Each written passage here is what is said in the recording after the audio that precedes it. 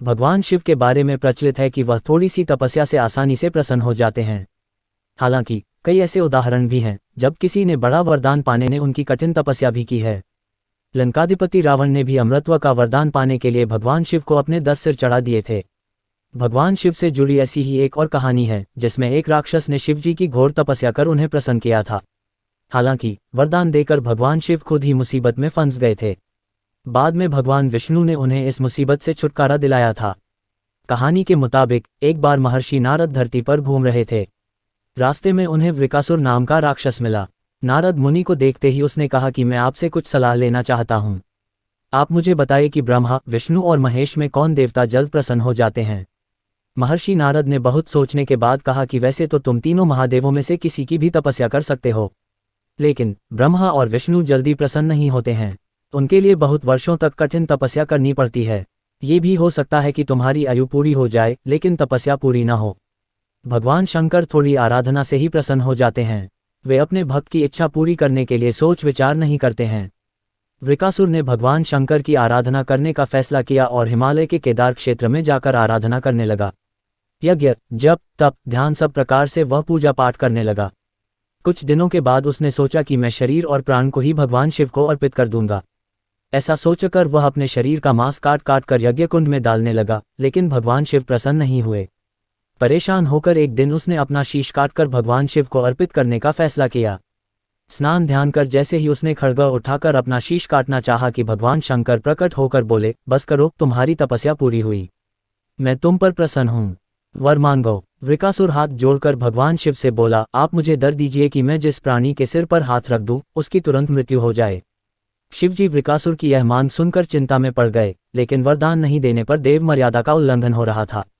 शिवजी वृकासुर से बोले कि तुम्हारी तपस्या व्यर्थ नहीं जाएगी। तुमने मुश्किल वरदान की कामना से तपस्या की थी, इसलिए तुम्हें तपस्या भी कठिन करनी पड़ी। जाओ, जैसा वर चाहते हो वैसा ही मिलेगा। वरदान पाते ही वृकासुर की आसुरी वृत्ति जाग गई। उसने कहा कि प्रभो, आपका यह वरदान सत्य है या नहीं, इसकी परीक्षा लेना चाहता हूँ। इसलिए पहले आपके सिर पर ही हाथ रखकर देखता हूँ कि इस वर में कितनी सत्यता है।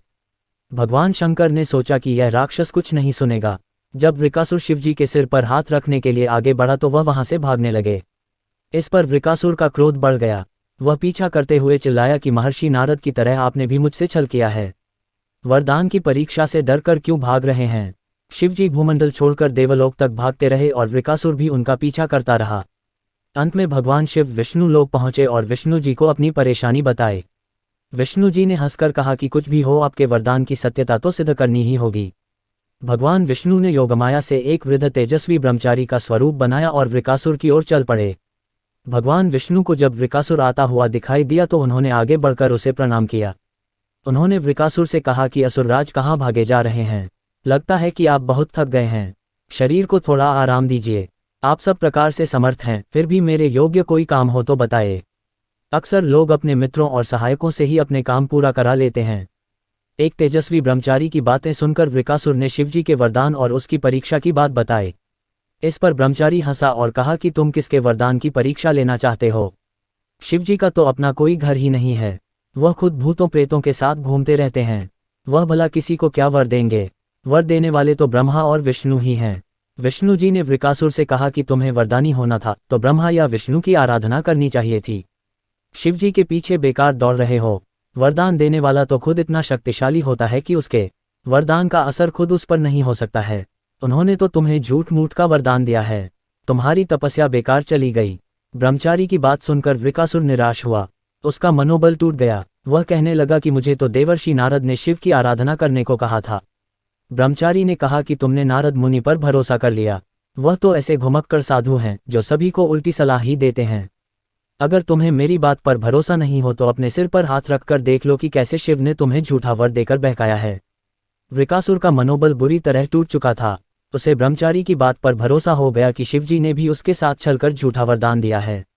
उसका विवेक नष्ट हो गया। उसने वरदान की सत्यता का परीक्षण करने के लिए अपना हाथ अपने ही सिर पर रख लिया।